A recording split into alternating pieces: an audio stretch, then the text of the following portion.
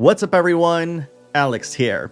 So I heard that Dragon Quest Builders came out on PC very recently, and I got a chance to try it out because I'm actually a huge fan of the Dragon Quest Builders series, and I'm one of those people who's pining for a part 3 with just a full campaign that you can play co-op with your friends, because that sounds like really cool. But one thing that I didn't notice is that Dragon Quest Builders PC is actually different from the original game that I played on the PS4, in that it's actually a port of the mobile game, which then added a ton of quality of life features that make the experience of Dragon Quest Builders just really way better than the original, which really kind of surprised me. It's a port, but it adds new features that really kind of make the experience a lot smoother in many ways, less backtracking and everything. And it's because of that I wanted to make this video to share a lot of these quality of life features and how it actually changed my experience with the first Dragon Quest Builders. Because yes, we know that Dragon Quest Builders 2 has been out on PC for quite a while, but these changes actually alter just my perception of the original in such a way that it's actually worth going back to if you've never played the first one. But first things first. Dragon Quest Builders is an action RPG that combines Zelda-inspired action gameplay with intuitive building mechanics, developed by ArtDink with supervision from Creative Business Unit 3 and published by Square Enix, who provided me with the Steam key and sponsored this video. The events of Dragon Quest Builders happen after the events of the first Dragon Quest game, which plunged the world into darkness. The builder, that's you, has the sole power to create things in a world where others cannot, and it's up to you to rebuild the massive towns and cities that once served as home to the many humans who are now scattered about. But you'll have to be strategic too, as your settlements will be overrun by occasional monster attacks that'll have you building fortifications and defenses to protect your home from harm. You'll be led through Dragon Quest Builder's story by completing requests from your townsfolk, but keep in mind that completing these quests won't yield you experience points, as the traditional experience point / leveling system is completely absent from this game. Instead, your strength is tied to the growth of your town, which requires you to build a ton of different rooms that have specific requirements, and the more complex the room, the more points you'll earn towards leveling up the town. By adding decorations and specializing each of these rooms, like making dressing rooms and foundries, these will also add more points towards your town level, and replacing lower quality items with higher quality items will also get you more points. In other words, you're basically glowing up your town in the best way possible. Though of course, you don't necessarily need to change the materials that are enclosing all of these different items in these rooms. To get more recipes, you'll have to travel beyond the town, and you'll often teleport to vast distances to find other humans. And on the way to finding these humans, you'll also find brand new materials, which will then yield new recipes. But what makes Dragon Quest Builder stand out is its survival mechanic, because you can't actually stay out exploring forever, and you'll need food to sustain you. And I really like this because it ensures you have a healing item with you at all times. And this hunger mechanic is pretty straightforward. Basically what it boils down to is that if you just eat the raw materials, you don't get replenished a lot, but if you process them by cooking, you actually get a ton more hunger replenished. And I really like that it's very intuitive like that. Eventually, you'll also get enemy waves that'll try to destroy your town, and you'll notice that your townsfolk will help as well. And after a few hours of playing the game, you'll also unlock various defenses and weapons that'll help you defeat the toughest of monsters. This of course includes boss battles, which will pit you against some challenging foes. This is all done through the combination of its Zelda-inspired action combat, coupled with its intuitive building mechanics.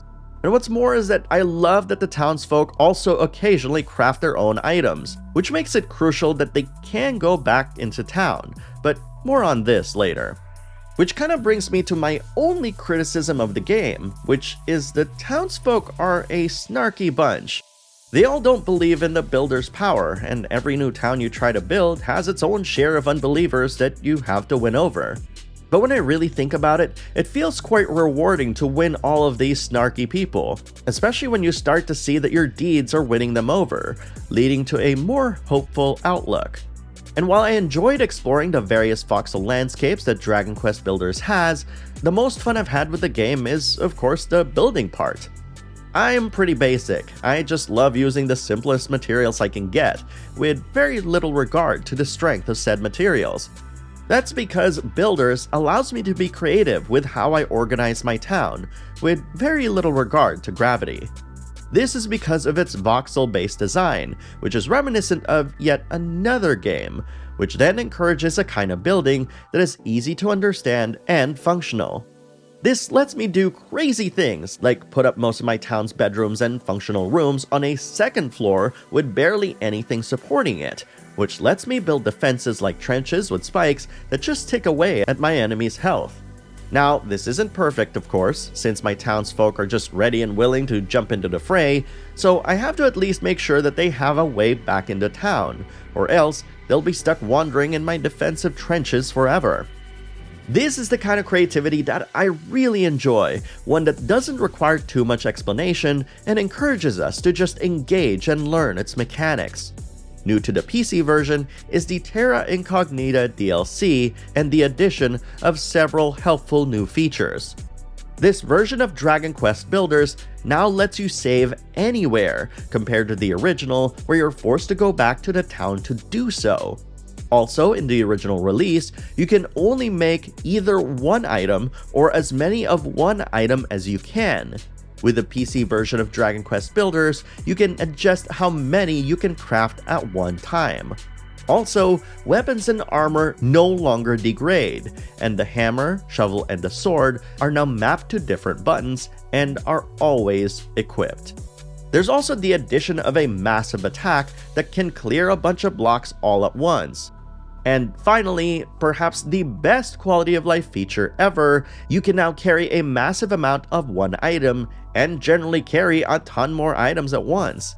And in case you can't, the colossal coffers, which were also present in the original game, will now hold a ton more items. So no, you don't have to worry about making smaller treasure chests, because the colossal coffers are now indeed colossal. These additions make building the town a ton faster, letting me reset the field really quickly, giving me a few more tools to focus on building the town in my own vision, rather than getting stuck behind arbitrary rules that other building games get too hung up on. All in all, if I actually summed up my experience with Dragon Quest Builders on PC, is that it is the definitive edition of the original, which is really sad because the PS4 version and the Vita version don't have these changes, from my understanding. So the fact that the PC version of Dragon Quest Builders 1 has more features, a better UI, and a lot of really good quality of life features that make it more playable than the original, then I think if you've never played this game, I think it's well worth playing and experiencing. And I want to acknowledge the fact that yes, Dragon Quest Builders 2 is actually out with more features, massive scale, and everything else, but there's something special about Dragon Quest Builders 1, and perhaps its association with the first Dragon Quest, as you know, it piggybacks on that story and ending, that makes it feel special to me. Because this game established a lot of the fundamentals of the second game. But they didn't just rest on their laurels and just port the game straight up from just the original PS4. They ported it to mobile platforms, added new features, including features from the second game, to help all sorts of players just kind of acclimate to this style of gameplay. It's like almost after they worked on the second game and then worked on this port, like all of a sudden the developers realized like what things should be kept as important and intact, and ones that would just make players' lives easier. And I think that's a very good description of what Dragon Quest Builders on PC really is. In addition to being definitive, of course. That's kind of like what I said in the beginning of this. What basically results is a far better experience all around, and it lessens the required backtracking to and from the town to wherever location that you have to go. Like, I understand that this is supposed to be like a journey of sorts, but sometimes the journey can be too long, and there were times in Builders 1 that indeed happened. And again, it's focusing on aspects of the game that people actually genuinely loved. And so if you've never actually played the very first Dragon Quest Builders before on PC or any other platform, you should play this one because it really has all of the features that I love in Dragon Quest Builders. And I'm hoping that the developers are actually looking at this to be inspired by the next iteration of Dragon Quest Builders. But for now, Dragon Quest Builders on PC is out right now for you to check out. Thank you very much for watching, everyone, and I'll see you in the next video.